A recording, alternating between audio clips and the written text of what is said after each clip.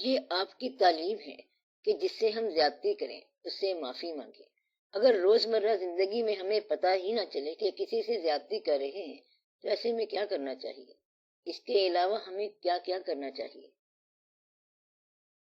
جہاں آپ کو محسوس ہو جائے کہ زیادتی ہو گئی وہاں معذرت کر لو۔ جہاں محسوس نہ ہو تو جنرلی اللہ سے یہ معافی مانگو کہ یا اللہ اگر کبھی ہم نے لا علمی میں ذرا سی بھی کوئی زیادتی کی ہے تو ہمیں معاف فرما۔ یا اللہ اگر تیرے کسی کمزور بندے کو ہم نے پاؤں کے نیچے رون دیا ہے تو ہمیں معاف کر دے۔ آمین یا رب العالمین۔ اگر کوئی لا علمی کا گناہ ہے تو لا علمی کا گناہ بھی بڑا ہوتا ہے، اس لیے پھر اللہ سے معافی مانگو کہ یا اللہ ہمیں آگاہ کر کہ ہم نے کسی کے ساتھ زیادتی تو نہیں کی ہے۔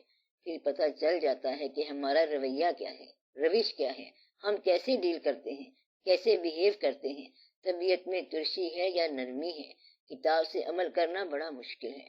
میں آپ کو بار بار بتا رہا ہوں کہ لوگوں کے ساتھ نیک سلوک کرو، یہی تو یاد رکھنے والی بات ہے۔ آپ اس خیال میں اگر ڈھل جاؤ تو آپ کا بیہیویئر، آپ کا سلوک اور آپ کا کردار خود بخود بغیر کسی فارمولے کے چلتا جائے گا۔ اپنے آپ کو اللہ کے روبرو رکھو گے تو ہر وقت ہر آدمی کے ساتھ ڈیل کرنا آسان ہو جائے گا۔ یہ بات اچھی طرح یاد کر لو کہ جہاں دو آدمی ہیں وہاں تیسرا اللہ ہے۔ اگر آج اتنی بات مان لو تو زندگی کے اندر فارمولے کی ضرورت ہی نہیں رہے گی کہ جہاں کوئی دو انسان بیٹھے ہیں وہاں تیسرا اللہ ہے۔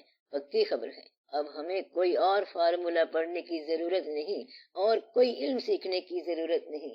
انسان کی کسی نیکی میں کمی ہو سکتی ہے، اگر دو آدمیوں میں گناہ ہوا ہے تو وہ گناہ مشہور ہوتا ہے اور دو سے ہی نیکی کا سفر شروع ہو جاتا ہے۔ ذاتی طور پر خیال خراب ہو سکتا ہے لیکن عمل نہیں خراب ہوتا۔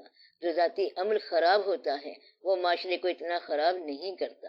دو آدمیوں کے خراب واقعات معاشرے کو تباہ کرتے ہیں۔ اللہ کو معاشرے کا بڑا خیال رہتا ہے، اس لیے اس نے پیغمبروں کو بھیجا تاکہ وہ اصلاح کریں اور یہ معاشرے خراب نہ ہوں، حکمران ظالم نہ ہوں۔ آپ کے کامیاب ہونے سے آپ کے دل کے اندر سکون پیدا ہوتا ہے۔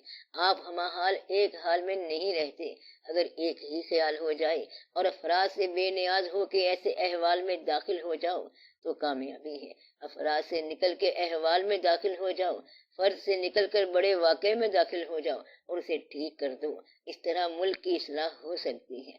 ذاتی نفرت اور ذاتی رنجش سے آزاد ہو جاؤ۔ گناہ کو برا سمجھو لیکن گنہگار کو برا نہ سمجھو، پھر تم حالات ٹھیک کرنے کے قابل ہو جاؤ گے۔ اگر کوئی گنہگار گناہ چھوڑ دے تو اب اسے اچھا سمجھا کرو، جو برا کہلاتا تھا اب اچھا ہوگا۔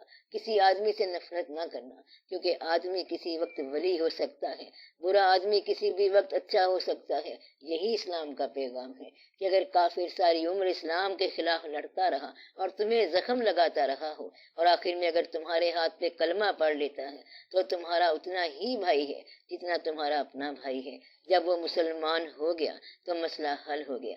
جب مسئلہ حل ہو جائے تو پھر پرانی دقتیں بیان نہ کرو۔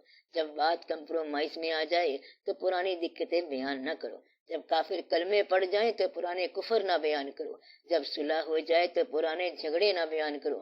اب جب آپ کے پاس کھانے کی دقت نہیں ہے تو پرانی غریبی کیا بیان کر رہے ہو؟ اب غریبی آ گئی ہے تو پرانی دولت کا ذکر کیا کرنا؟